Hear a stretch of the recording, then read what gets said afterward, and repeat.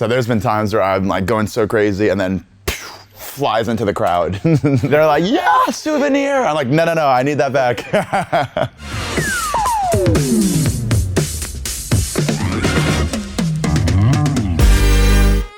The band Lucky Chops are the brass instrumental rock stars. These guys rose to fame in the underground metros of New York City and have since then been touring the world. This band covers everything from Adele to Survivor and have taken a hand at writing their own music. Either way, it's guaranteed to get the audience dancing. Well, dating way back to the first days, I guess that's 10 years ago now, actually. It was myself and our sousaphone player, Raphael, and our tenor saxophone player, Darrow, and we were in high school together at the Fame School, like you said, and it was Raphael, the sousaphone player's idea to put the band together because he wanted us to perform specifically for the Filipino Day Parade. And New York is famous. Every Sunday they have at least one big parade that goes on down Fifth Avenue right through the heart of New York City. And he was a Filipino, or he is a Filipino, I should say, and he wanted us to play for his annual parade that he, would attend all the time. So he put the band together specifically for that purpose. And after we played down in the parade, we were all little kids, we set up at the finish line of the parade, which was a big park. And we just started jamming and making up songs on the spot and started to get a big crowd. And we're like, wow, look at this. We can play on the streets and people like it. Because, we were all good friends at the time and we all wanted to play music that came from the heart and music that was full of emotion and full of happiness and life. So we did that. And people responded, and ever since then, 10 years ago, we've been playing all over the streets of New York and then eventually in the subways.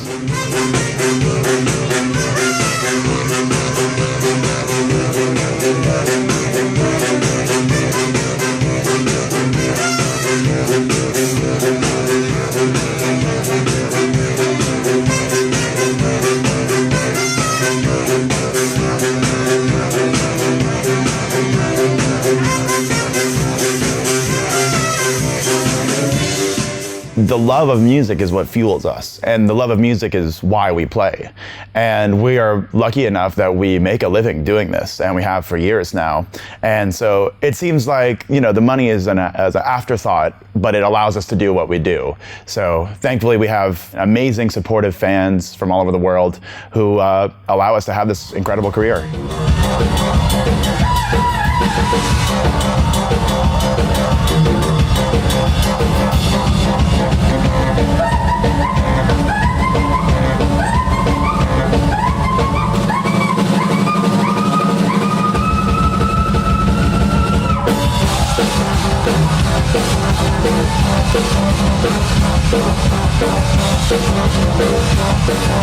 It's crazy. It's like so surreal. Every day I wake up and I'm like, where am I? How is this happening? This is amazing. And it was, I believe, 2 years ago that we, or not even less than that actually, like a year and a half ago, that we started to get our first viral video from us playing in the subways of New York. And I remember the night that we had our first 1 million views on our video. And it was like the craziest night. We were like, what is happening? This is crazy.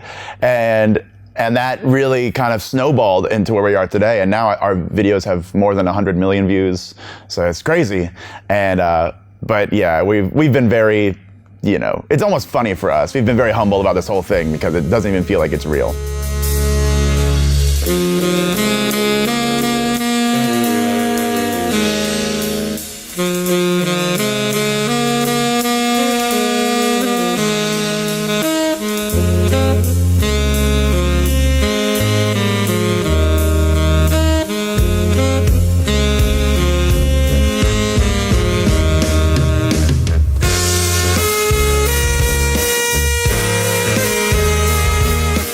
Yeah, it actually happens like almost every day that we're, at least definitely that we're in Europe. Like we're walking on the street and somebody's like, oh, can I have your autograph? It's so hilarious because we play not normal rock band instruments. So to have somebody say, can I have your autograph? You're trombone player. It's kind of really funny. But we're wanting to inspire more and more young people and really anybody to pick up one of these kind of instruments because we feel like it's a beautiful thing that it can add a lot of fulfillment to your life, and we think the world needs a little bit more of these instruments. Yeah, I mean, for us, we grew up loving these instruments. And we had the amazing opportunity to have public education music programs in our schools, which was our introduction to these. And nowadays, there's a lot of cuts to those programs back home in the States. So we're big advocates of keeping music education in the schools, because that's the only reason why we're here. So we really try and, promote these instruments to kids of all ages so that even if they don't have the programs in school anymore because they're being cut, hopefully they can see our videos and that can inspire them to find one on the street or find one on eBay or someplace like that so we can keep the tradition going.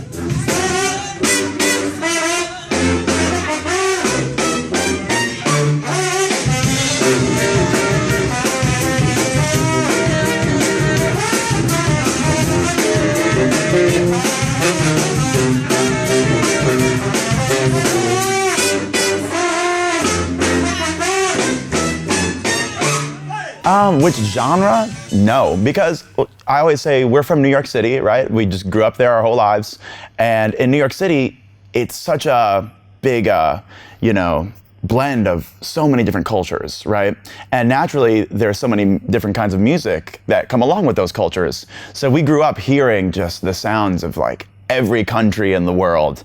And for us, it's like it runs through our DNA. So we don't even think about genres. It's just like a little bit of this, a little bit of this, a little bit of this, and just put it all together. So we love everything, we really do.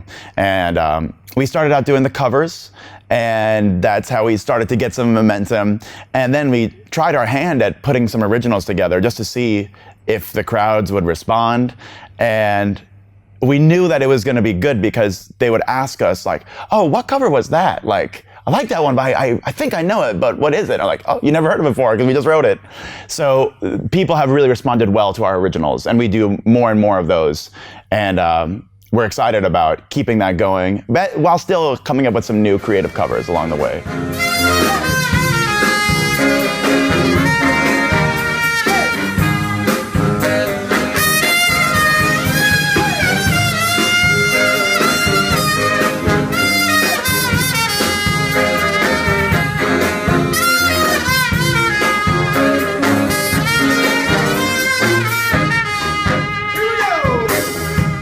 Our founder, Raphael, he grew up in Staten Island, New York.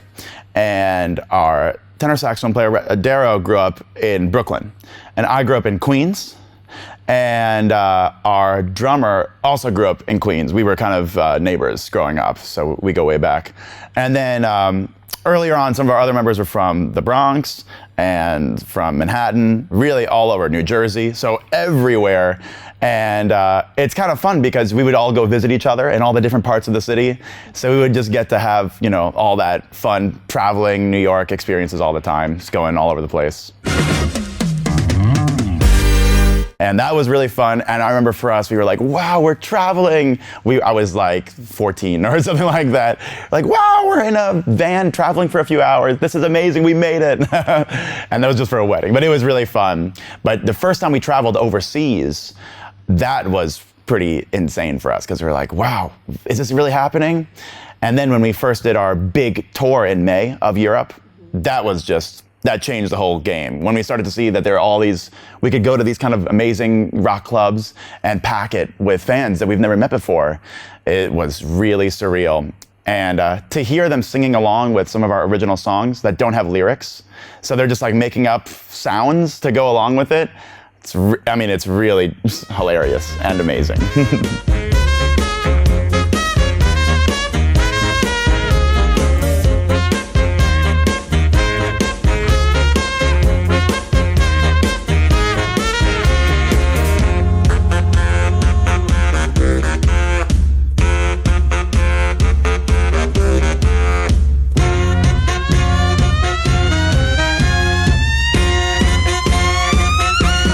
Actually, we do that now because we were like, I want to hear this like really up close and personal.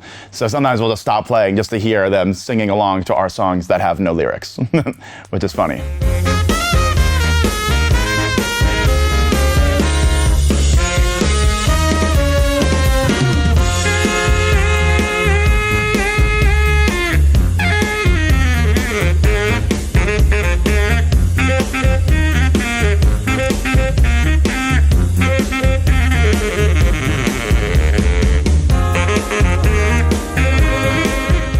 back in the day, we would play in the New York subway system up to like 5 days a week. So we just wake up and just go and hit all day in the bitter cold or the, crazy heat, and just be down there trying to make the, underground, which can be a pretty dreary place, a little bit happier, and trying to put smiles on people's faces.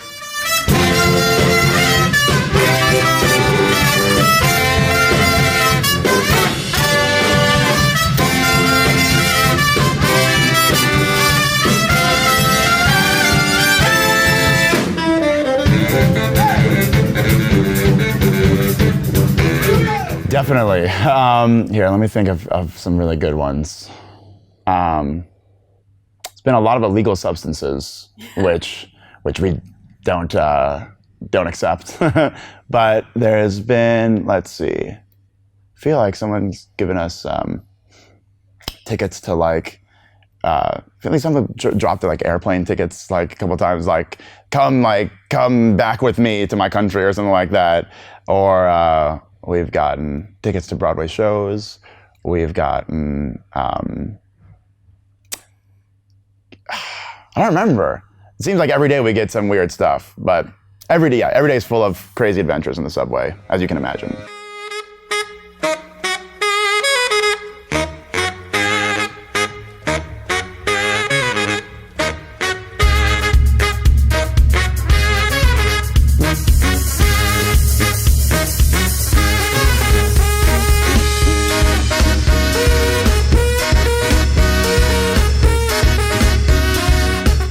Started playing it, I was like 12, I was a rebel, I just wanted to, screw the system and everything like that, so I'm gonna pick the most annoying instrument in the world so I can stick it to my parents, like practicing and like blasting in my room, and everyone hated it. And then I found that I actually really liked the instrument, so I was like, well, I guess I can just like this, I don't have to be a rebel anymore. I think our goal is to just try and like establish a really strong connection, like an intimate connection with the crowd. So that way they feel like they're a part of the show with us. And then once we have their like connection, then we start like cranking up the energy level like crazy with them. So like they start getting more wild, we'll get more wild, and then we're all kind of on this journey together to just see how crazy we can get during a show. And it's really fun.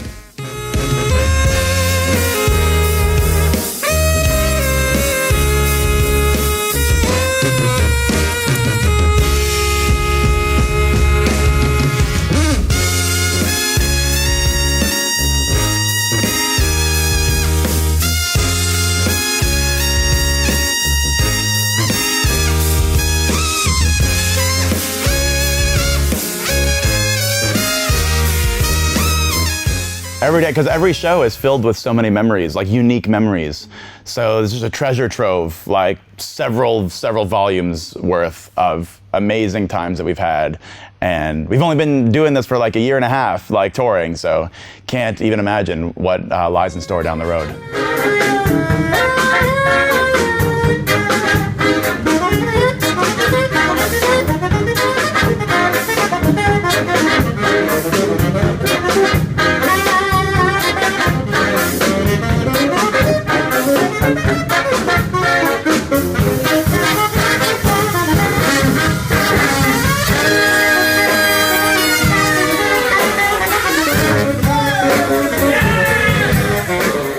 Yeah, there's been all sorts of crazy stuff, like my slide accidentally flies into the crowd and people freak out. Raphael throws his like headband, and Leo's thrown his shoes in the crowd intentionally and threw my shirt in the crowd. And lots of times I'll jump into the crowd, do like some crowd surfing and stuff with my instrument. Sometimes people will try and like take parts of my instrument as souvenirs, or like my belt pack that I'm using now, they'll like try and grab it to take it as a souvenir. I'm like, no, that's really expensive. So every show there's like such crazy fans that are just doing insane stuff, and I love it.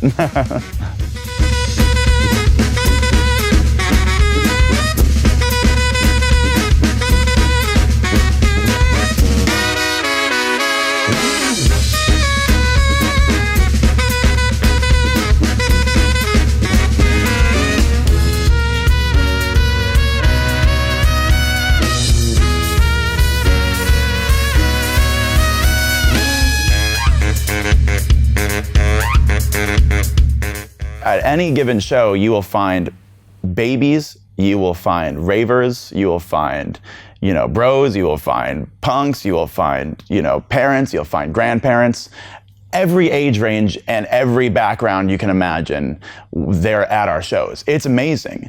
And we think that's really great because, definitely back home in the States, we're kind of at a very divided part in our history right now. And I'm seeing this all over the world too. And it feels like kind of we're going in opposite directions, and that really scares me.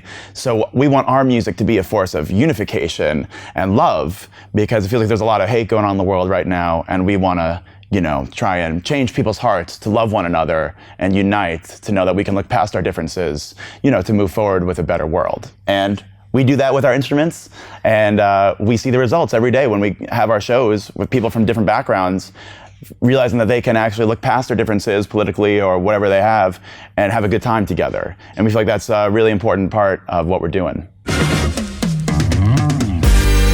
Well, my biggest thing is I just jump up and down throughout the entire show nonstop.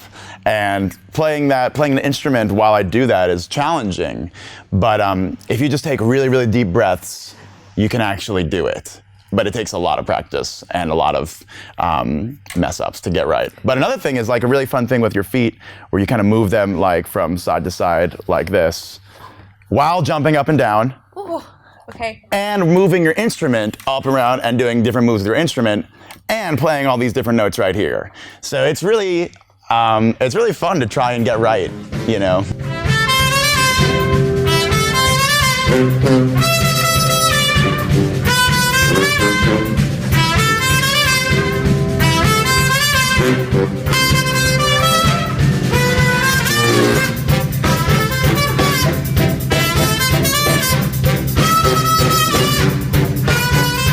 Brass is a pretty funny genre of instruments, because in order to make a sound, you have to make a pretty funny noise with your face, which is exactly. Yeah? But try it again. Try it and just let loose. Okay. You can do it. That's it. Yeah. That doesn't sound very good, right? But when you put it in the mouthpiece, it actually can sound all right. So when you go into the mouthpiece, it sounds kind of like this.